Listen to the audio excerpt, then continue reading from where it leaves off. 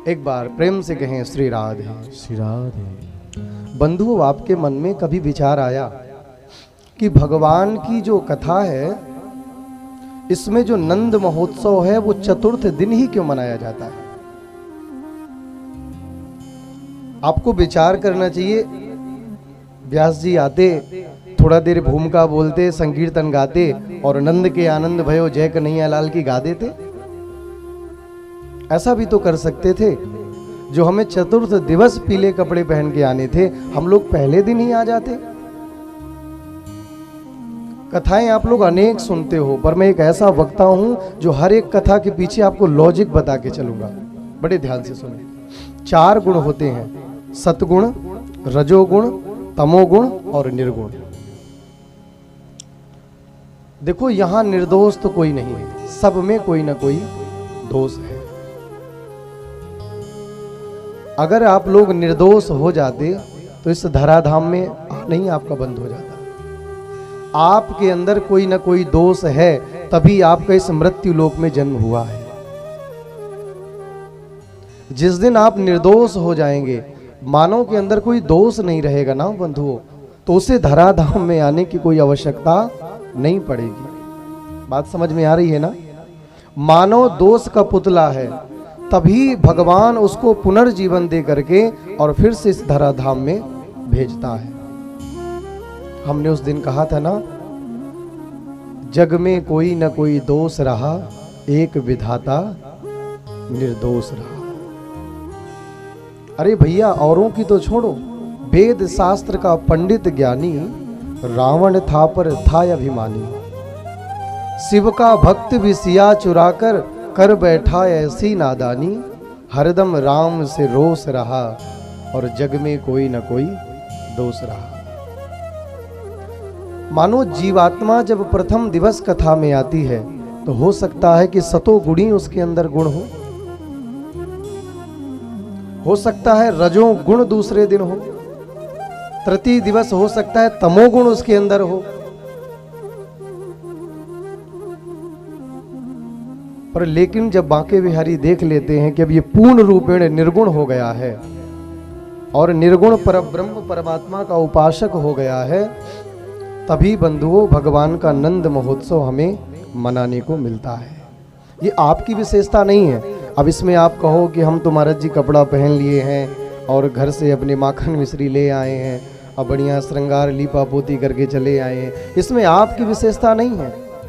कोई कैसा भी व्यक्ति क्यों ना हो, ये भागवत की विशेषता है कि परम निर्गुणी हो जाता है, और जब वो निर्गुण परब्रह्म परमात्मा का उपासक हो जाता है, तभी भगवान के नंद महोत्सव में उसे प्रवेश मिलता है।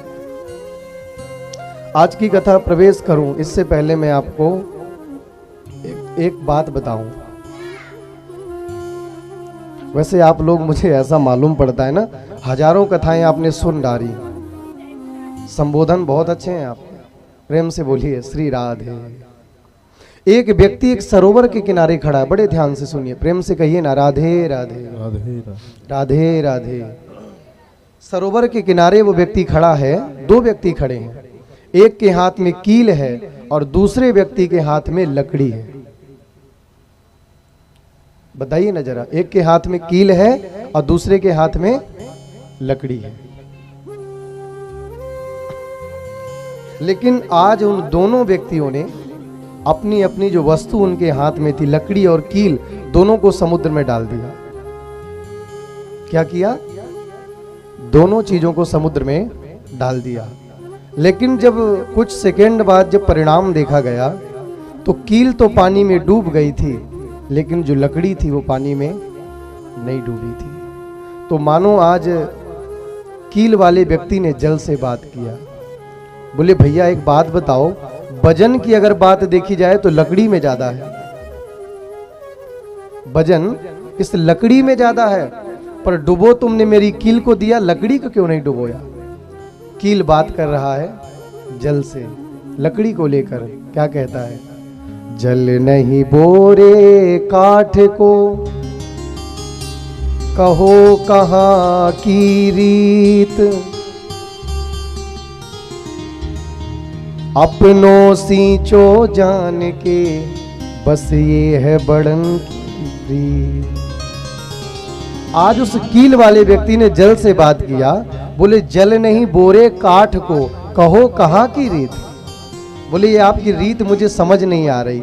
आपने जल लकड़ी को नहीं बोरा, तो जल ने लकड़ी की तरफ से उत्तर दिया, अपनों सींचो जान के, बस ये है बड़न की प्रीत।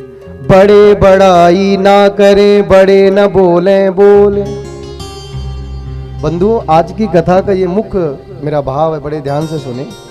वास्तविकता में जो व्यक्ति बड़ा होगा वो कभी अपने मुख से नहीं कहेगा कि मैं बड़ा हो गया हूं। जिसने आपके सामने चलना सीखा है, जिसने आपके सामने बोलना सीखा है, आज उसकी उपलब्धि देख करके यदि आप जलने लगे तो वाकई में आप बड़े नहीं हो सकते। बताइए, हो सकते हैं क्या?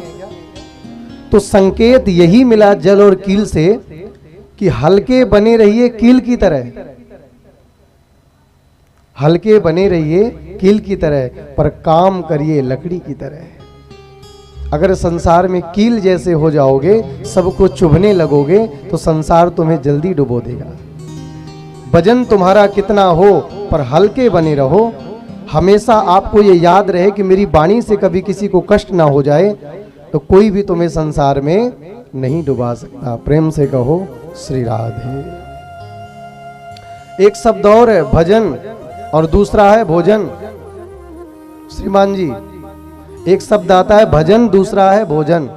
अब ये बताइए, भजन और भोजन में कोई अंतर है क्या? हाँ, भजन भोजन में कोई अंतर है? थोड़ा आप लोग पीछे आगे जैसे भी है व्यवस्था करिए, लोग आ रहे हैं, आज भगवान का नंद महोत्सव है। दीक्षित जी, आप पीछे मत बैठिए, आज गेटमैन होके आगे बैठिए, क्योंकि आज के दिन यजमान सबसे बड़ा सौभाग्यशाली होता है कि उसके यहाँ परिसर में इतने श्रद्धालु जन आते हैं और भगवान का नंद महोत्सव मनाते हैं। प्रेम से कहिए राधे राधे।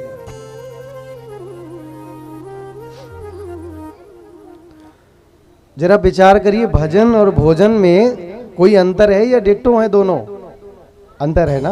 हाँ, काहे का अंतर है? मात्रा का अंतर है। वाह! मानो जीवन में जब आप लोग भोजन करें तो याद रखें मात्रा में करें, नहीं तो अपचनीय हो जाएगा। लेकिन जब भजन करने बैठें तो उसकी कोई मात्रा नहीं रखें।